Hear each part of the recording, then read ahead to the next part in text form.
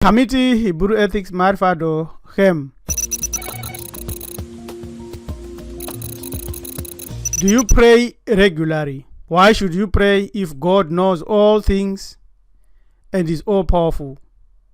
On the other hand, if our ancestors were and are the only wise people and highly spiritual, how did we lose to the current earth-wide rulers? This has been asked by a number of people via comments. What about food, genetically modified organisms, herbs, water, the human body, electrical energy, diesel, petrol, fumes, chemtrails, some perfumes, incense, internet, Wi-Fi, mobile phones, even let's just say technology. How does it affect your prayers today, and how can you control that? You can see here the image of the waves around every human being who carries a mobile phone. This preacher Rabbi L.M. Dumizulu of Committee Hebrew Ethics Marifado Ahem on the topic how to pray to change situations and pray effectively. Thank you Linjan Lonke Namtlanje Magadi Mese Nasi. Welcome you all to our Afro Salvation, the way of being and knowing thyself, our identity. We do not believe in God. Here is what we basically believe here on Maarifa Development Organization, Committee Hebrew Ethics, or KEM. The basic fundamental is that the philosophy about our existence and the universe is built on a totally different primary foundation. We subscribe to a remote creator who is nameless, who is not a spirit, and who is not a being. If you can capture that and you are happy with that, let us proceed. Otherwise, thank you for passing by. A spirit is created. A being is a third dimensional reality. Most High is a comparative word or comparative noun. That's the creator that we deal with here, we talk about here, we teach about here, is not a spirit or a being or a physical entity. Is not even the Most High. Some more stuff here. We need to ask and seek answers to questions about life. That's philosophy, that's wisdom, that's smart, that's being intelligent. The answers from the questions that we ask have serious consequences that should profoundly affect the way we live. Nonetheless, where do we begin? How do we answer that most basic of all questions about life? Does the Creator exist? Does He have a plan for you? We can find the answers to these questions. We have evidence of the Creator's existence abundantly and available everywhere. Yet there is another added layer and dimension that confuses us all. It is the God concept. Our ancestors knew a supreme grand designer. Let's get to the crux of the matter. Why do we find so many dependable, predictable, finely tuned laws governing our existence as well as the universe? What is their origin? Did life arise by chance? Or is something larger at work? There must be an explanation for the existence of everything. Yes. Despite all this, how should we pray? Second fact is about who is you.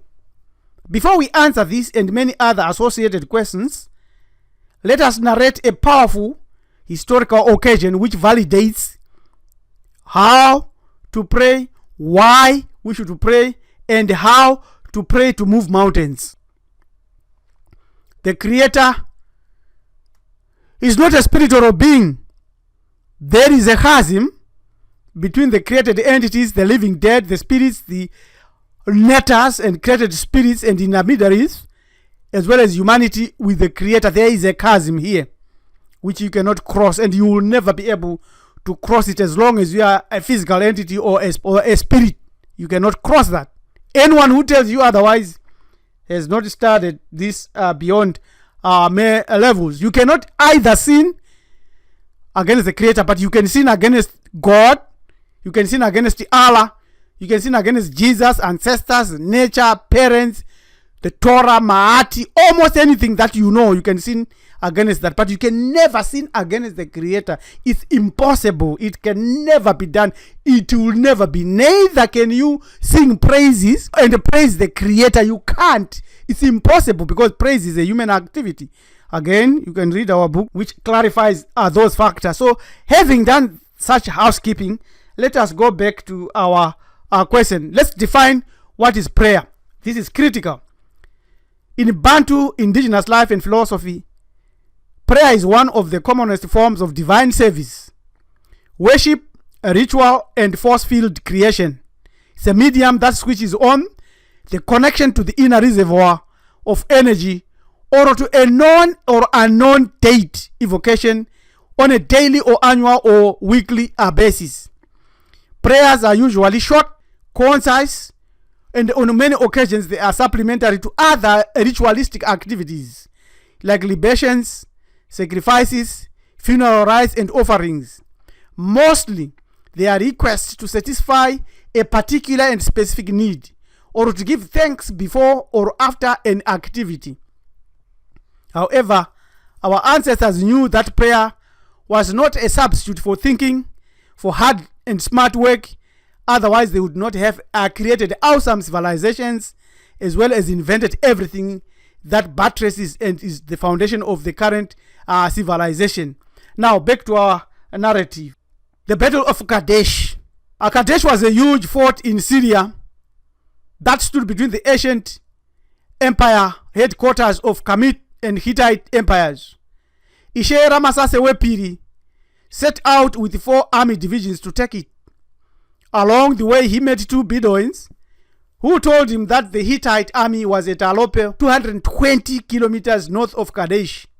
Ramasase rushed to get to Kadesh first, taking the Aman division, leaving the Re, Puta, and Set divisions strung out behind him. Quite interesting that he names one of his army the Set division. He arrived and set up camp, and suddenly men from the Red division were running for their lives through the camp, and most of the Aman division fled and followed them. Right behind them was the Hittite army.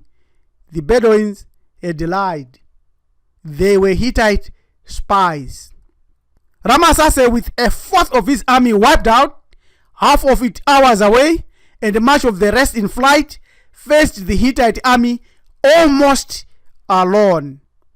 In that situation, he prayed to Aman or Hameno. His prayer is our model that we are going to look at now.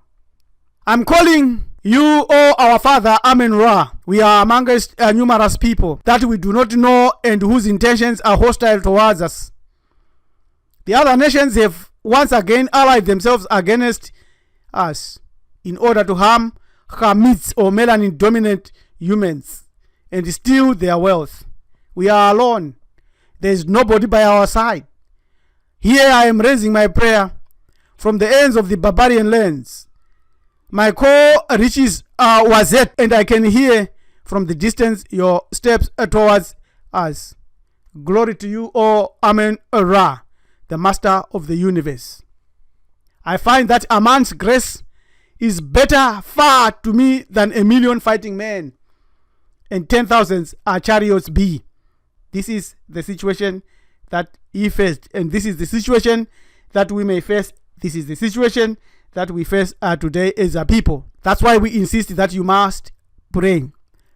But pray to who?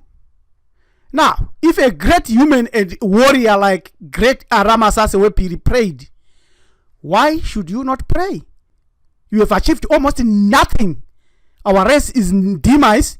If you were anybody or somebody, you would have done something for our race.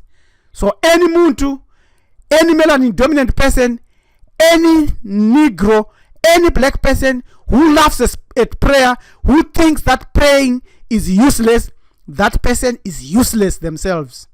Because we are given an example of a man, a hero, a king, and there are many examples where prayer has worked. It is the type of prayer that matters most, or the how of prayer that matters most. Even if you doubt it, This proven historical story of Pharaoh Ramesses Wepiri demonstrates the effectiveness of the power of prayer. It is this and many Bantu indigenous systems filled with such examples of how we must pray that causes us to employ prayer. Agreed, there are lots of Bantu brothers who would not give a hoot about prayer, and others who would vouch that Jesus hears prayers. Luckily, we have no need to argue with such converted individuals. This video is for those who are dead to Bantu or melanin dominant humans and subscribe to ancestral teachings with such examples. Prayer for the nation as well as salvation. This is a spontaneous prayer that Ramesses gave. Prior to that, we learn and we can see from this prayer that His Excellency had knowledge about the nameless Creator. He appealed to Amen-Ra.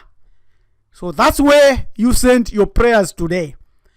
If by any chance you want, or by choice you want to go beyond the chasm, you can use this vehicle. He did not appeal to ancestors, natures, spirits, or even to his army, or even to himself. He was alone and faced a hungry enemy, and he appealed to the Creator Amen-Ra.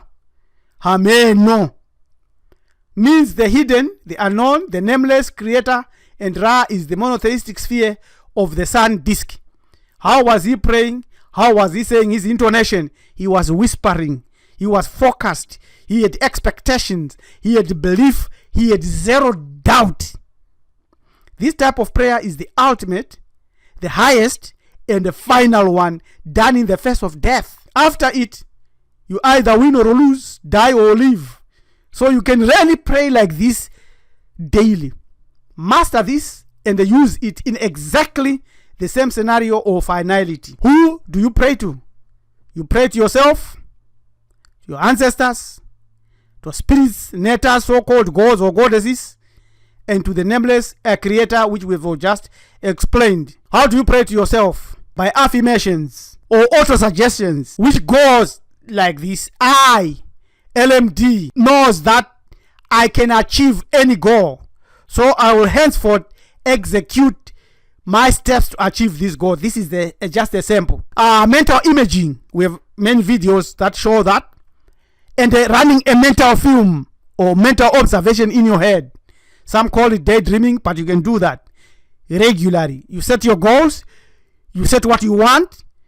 You look at what you want. You focus on that. And you see it.